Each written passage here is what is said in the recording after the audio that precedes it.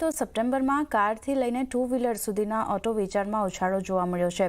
22 સપ્ટેમ્બરના રોજ ઘટાડેલા જીએસટી દરોની અસર પણ દેખાવા લાગી છે। કારના વેચાણમાં લગભગ 4.5% વધારો થયો છે। ઓક્ટોબર મહિનો અત્યાર સુધીનો સૌથી શ્રેષ્ઠ મહિનો સાબિત થઈ રહ્યો છે અને આ માટે સંવાદદાતા રોહન સિંહે SIAMના પ્રેસિડેન્ટ શૈલેષ ચંદ્રા સાથે ખાસ વાતચીત કરી હતી। આવો જોઈએ।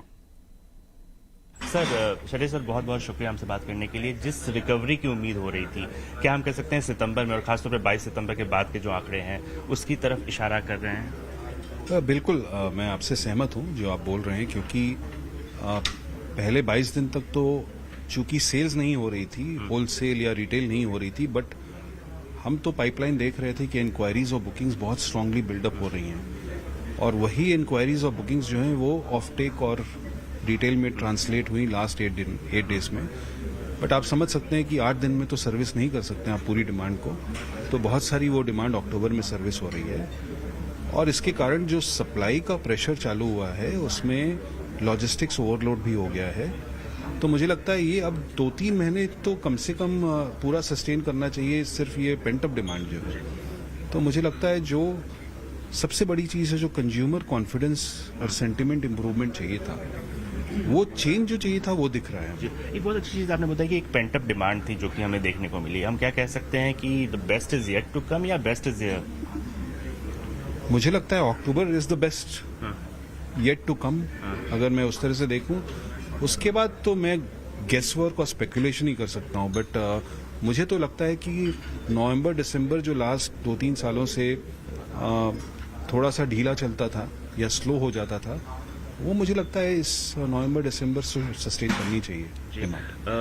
अगले अगर हम सेकंड हाफ का अगर हम आउटलुक आपसे पूछें, किस तरह का आउटलुक लेके चल रहे हैं? खासतौर पर जीएसटी रिफॉर्म्स में कई सारे बदलाव हुए हैं, क्या इसका असर आगे देखने को आपको मिलेगा?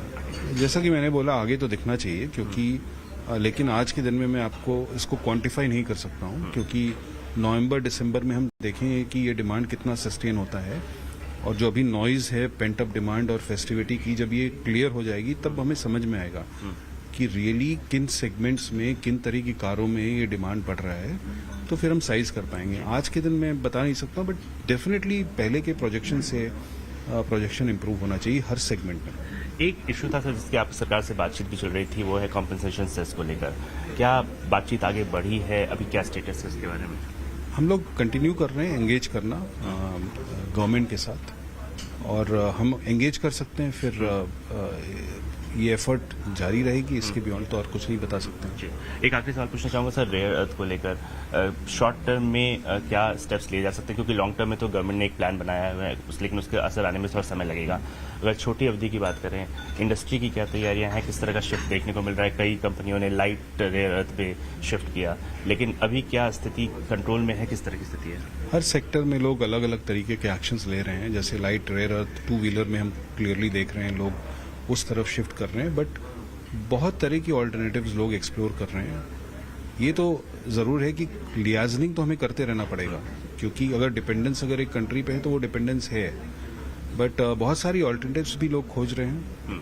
किस जगह से हम ऑल्टरनेट मटेरियल यूज़ कर सकते हैं, ऑल्टरनेट सप्लायर्स यूज़ कर सकते हैं, ऑल्टरनेट कंट्री से हम रॉ मटेरियल यूज़ कर सकते हैं।